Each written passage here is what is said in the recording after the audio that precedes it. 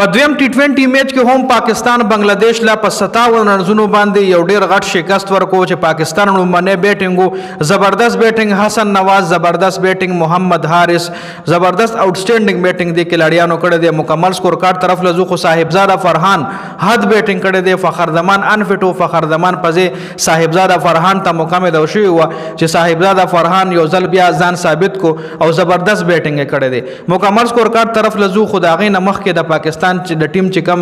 اهم کلاډیانو رضوان شو بابر اعظم شو شاهین افریدی شو یاد لري چې هغه په دې ټیم کې نشته هغه په دې میچز کې نشته دي خو د پاکستان کرکټ ټیم په بیټینګ کې چې کم پرفارمنس ورکړي دي نو لګي داسې چې د بابر اعظم او د رضوان کمې دغه بیټسمنانو پورا کړي دي دغه بیټسمنانو د راشد خان کمې د سوري د بابر اعظم او د محمد رضوان کمې نه محسوسي جی پاکستان کرکټ بورډ لا سکور کارت تاسو په سکرین باندې ښکاری رومبانه بیټینګ پاکستان کړي 201 رنز شپږ کلاډیان اوټ او شل اورونه مکمل وخلی دي چې صاحبزاده فرحان 41 بال 74 رنونه جوړ کړي زبردست اننګز کړي دي سایم ایوب زوزل بیا ان لکی رن اوټ شو جی 4 بال 4 رنونه جوړ کړي د پچ ترمن زراغو صاحبزاده فرحان ولوي مرزه د رن زینه دي چې واپس کېدو سلیپ شو او خوایدو نو ځکه رن اوټ شو کچاري خوایدل نه وي راغوځیدل نه وي بیا کې د شکریس تیزان رسول وي محمد حارث 25 بال 41 رنونه حسن نواز یو ځل بیا آوټسټینډینګ اننګز کړي چې نټ اوټ هم پاتې شوی 26 بال 51 رنونه جوړ کړی دي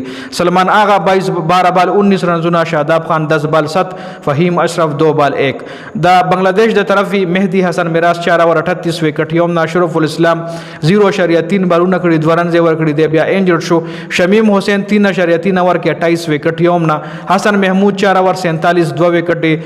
لکه ایکسپنسیو صابر شوی دی تنظیم حسن ثاقب 4 اور 36 2 وکټ دیم ایکسپنسیو صابر شوی دی رشاد حسین هم ډیر زیات رنزونه ور کړی 4 اور 50 رنزونه اور صرف یو وکټ ایکسټلی دا خا 201 رنز چې سکول پسې د بنگلاديش ټوټل ټیم په 19 اورونو کې په 144 رنزونو باندې اوټ شوی دی 144 کې بنگلاديش سره چاخه بیټینګ کړي تنزید حسن زبردست سٹارټ بنگلاديش لور کو 19 بال 33 رنزونه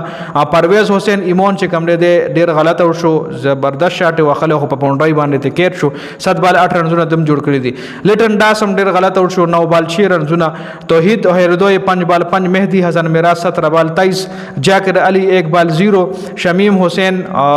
9 بال 7 رشاد حسین 2 بال 1 تنظیم حسن ثاقب پکې په 31 بالونو باندې 50 وخلې ده جی حسن محمود 16 بال 8 رنونه جوړ کړی دي ویل بیټینګ تنظیم حسن ثاقب جی خلا پاکستان نه طرف